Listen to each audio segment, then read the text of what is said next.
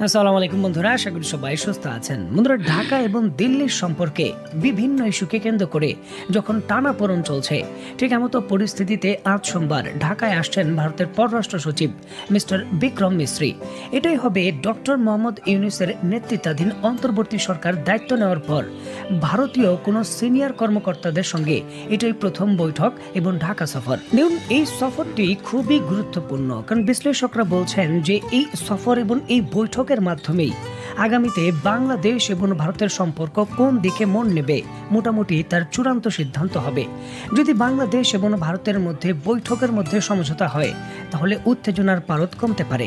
আর যদি সম্ভাবনা না থাকে কোনোভাবেই সমঝোতার, তাহলে এই পরিস্থিতি আরো অগ্রগতি হবে এবং দুই দেশ সংঘাতের দিকে আরো দ্রুত ধাবিত হবে। যাই হোক, অত্যন্ত গুরুত্বপূর্ণ এই বিষয়টিকে কেন্দ্র করে বাংলাদেশের পররাষ্ট্র মন্ত্রণালয়ের সূত্র থেকে যেমনটা নিশ্চিত করা হয়েছে, বাংলাদেশ এবং ভারতের মধ্যে যে ফরেন অফিস কনসালটেশন রয়েছে এফওসি, সেখানে যোগ দেবেন ভারতের পররাষ্ট্র সচিব মিস্টার বিক্রম মিস্রি। আপনাদের সুবিধার্থে বলে রাখা ভালো, মূল বৈঠক শুরু হওয়ার পূর্বে এই বাংলাদেশের সচিব এবং ভারতের সচিব 1 to 1, মানে একজন আর কেউ থাকবে না। ভারতের সচিব এবং বাংলাদেশের সচিব রুদ্ধদ্বার এক ঘরের ভেতর বৈঠক করবেন এবং সেই বিষয়কে কেন্দ্র করে কোনো স্টেটমেন্ট দেওয়া হবে না। ভারত এই জায়গায় বাংলাদেশকে কি বলল বা বাংলাদেশ এই জায়গায় কি প্রত্যুত্তর দিল, এই বিষয়ে কোনো প্রেস ব্রিফিং হবে না। যদিও বাংলাদেশের পররাষ্ট্র উপদেষ্টা এবং বাংলাদেশের প্রধান উপদেষ্টার সঙ্গে পৃথকভাবে ভারতের এই পররাষ্ট্র সচিবের বৈঠক করার কিন্তু কথা রয়েছে একদিনের সফরে, তবে মূল জিনিসটা হলো যে এই 1:1, মানে একজন করে পররাষ্ট্র সচিবদের যে রুদ্ধদ্বার বৈঠক হবে, সেখানেই কিন্তু চূড়ান্ত হয়ে যাবে যে পরবর্তী পদক্ষেপ কি হচ্ছে। দেখুন, সরাসরি ভারত বহু হুমকি ধামকি সেই একক বৈঠকে দিতে পারে এবং তাদের যে আপত্তির জায়গাগুলো রয়েছে সেগুলো তুলতে পারে। বিভিন্ন সূত্র থেকে নিশ্চিত হওয়া গেছে যে অন্তত দুইটি জিনিসে ভারত চূড়ান্তভাবে বাংলাদেশের কাছে গ্যারান্টি চায়। প্রথম গ্যারান্টি হলো যে পাকিস্তানের জঙ্গি সংগঠনগুলো কোনোভাবে যাতে বাংলাদেশে অ্যাক্টিভ না হতে পারে এবং বাংলাদেশের ভূখণ্ড ব্যবহার করে ভারতের উত্তর পূর্বাঞ্চল বা বিভিন্ন ভূখণ্ডে কোনো ধরনের অ্যাক্টিভিটি না করতে পারে, সেটার নিশ্চয়তা চায় ভারত। আর দ্বিতীয় দফায় আলোচনার মূল গ্যারান্টার হলো যে আওয়ামী লীগকে কি করে বাংলাদেশে পুনরায় রাজনীতিতে স্থানান্তর করা যায় বা সুযোগ দেওয়া যায়, সেই বিষয় নিয়ে আলোচনা করবে। বাংলাদেশের সংবাদ মাধ্যমগুলো নিশ্চিত করছে যে রাজনৈতিক প্ল্যাটফর্মের বিষয়ে কিন্তু পরিষ্কারভাবে আলোচনা হবে, এটা অনেকটা সুনিশ্চিত। এবং দুই দেশের হাতে যে গোয়েন্দা রিপোর্ট রয়েছে, বাংলাদেশের হাতে যে গোয়েন্দা রিপোর্ট রয়েছে ভারত আসলে কি করতে যাচ্ছে, আবার ভারতের কাছে যে গোয়েন্দা রিপোর্ট রয়েছে যে বাংলাদেশ আসলে কি করতে যাচ্ছে, সেই বিষয় নিয়েও আলোচনা হবে। এখন দুই দেশের উত্তর বা প্রতি উত্তর কি হবে সেই বিষয়ে সুনির্দিষ্টভাবে এখনই কিন্তু চিন্তা করা যাচ্ছে না। তবে অবশ্যই রাতে দুই দেশ যদি যৌথভাবে কোনো প্রেস কনফারেন্সে বিবৃতি দেয়, সেখান থেকে কিন্তু বোঝা যাবে যে সম্পর্কের বরফ আসলে কতটুকু গলেছে, এই জায়গায় কি পরিবর্তন হয়েছে কিনা।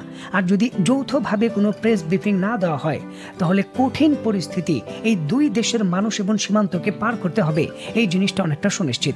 বলতে আসলে অত্যন্ত কষ্ট হচ্ছে, তবে এটাই বাস্তবতা। বাংলাদেশের যে সংখ্যালঘুর ইস্যুটা রয়েছে, সেই ইস্যুটিকে কেন্দ্র করে ভারত কিন্তু বেশি একটা সিরিয়াস নয়।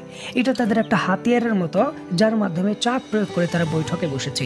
কারণ এই যে রুদ্ধদ্বার বৈঠক 1:1, এটা কিন্তু দিল্লির আগ্রহেই করা হচ্ছে।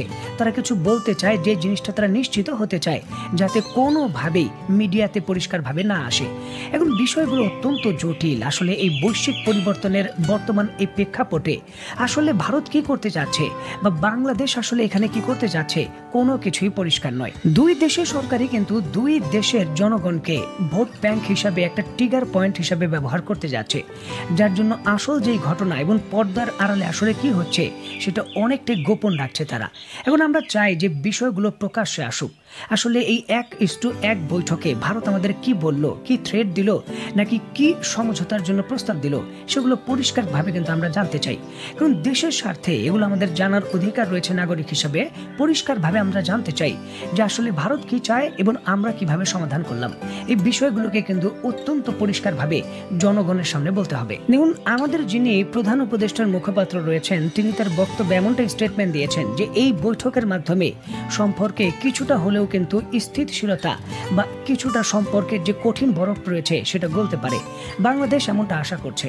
এখন দেখার বিষয় আসলে কি হয়।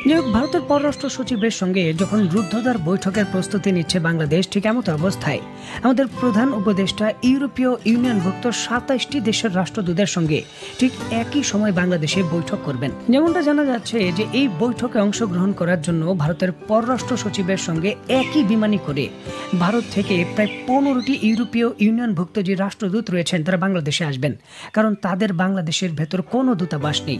বাংলাদেশের ভেতর যে 13 থেকে 14টি রয়েছে দূতাবাস, সেখান থেকে বাকি রাষ্ট্রদূতরা যোগ দেবেন। দেখুন, এই ইস্যুটিকে কেন্দ্র করে যুক্তরাজ্যের সঙ্গে দ্বিপাক্ষিকভাবে সব থেকে গুরুত্বপূর্ণ খোলামেলা আলোচনা হওয়ার কথা রয়েছে। এর অংশ হিসাবে গুরুত্বপূর্ণ হিসাবে বিবেচনা করা হচ্ছে যে যুক্তরাজ্যের ভেতর যে বিগত দল রয়েছে আওয়ামী লীগ, তাদের যে বৈঠক করা হচ্ছে সেই ইস্যুটিকে কেন্দ্র করে বাংলাদেশের যে আপত্তির জায়গা রয়েছে সেটা যুক্তরাজ্যকে জানানো হবে। এছাড়াও ফিনল্যান্ড, রোমানিয়া সহ পৃথিবীর বিভিন্ন দেশ ইউরোপীয় ইউনিয়নভুক্ত যাদের বাংলাদেশে কোনো ধরনের দূতাবাস নেই, সেখানে ভিসা পাওয়ার জন্য বা ভিসার কার্যক্রমের জন্য আমাদের ভারত যেতে হয়, এই ইস্যুটিকে নিয়েও আলোচনা হবে যে অন্য কোনো উপায়ে এই দেশের ভিসাগুলো পাওয়া যায় কিনা সেই বিষয় নিয়ে আলোচনা করা হবে এবং সেই সকল রাষ্ট্রদূতের কাছে এই ইস্যুটিকে কেন্দ্র করে সহযোগিতা চাওয়া হবে যাতে জরুরি ভিত্তিতে এই জিনিসটার সমাধান করা হয়। গুরুত্বপূর্ণ এই বিষয় নিয়ে আলোচনা হবে। এছাড়াও রোহিঙ্গা সমস্যার সমাধান এবং জলবায়ু পরিবর্তনের যে প্রভাব বাংলাদেশে রয়েছে সেই সকল বিষয় নিয়েও আলোচনা হওয়ার কথা রয়েছে। তবে সরাসরি এই জায়গায় ভারতের পররাষ্ট্র সচিব এবং ভারত বাংলাদেশের যে সম্পর্ক সেই ইস্যুকে কেন্দ্র করে ইউরোপীয় ইউনিয়নভুক্ত দেশগুলোর সঙ্গে কোনো আলোচনা হবে না।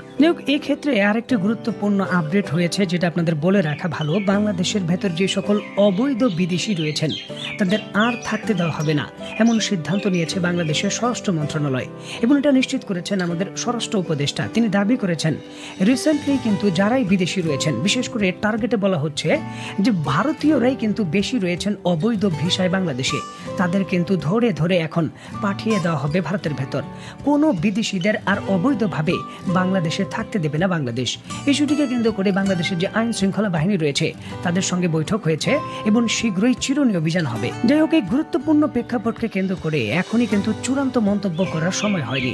ভারতের পররাষ্ট্র সচিব এবং বাংলাদেশের পররাষ্ট্র সচিবের সঙ্গে রুদ্ধদ্বার বৈঠকের পর আসলে কি হয় সেটাই দেখার বিষয়।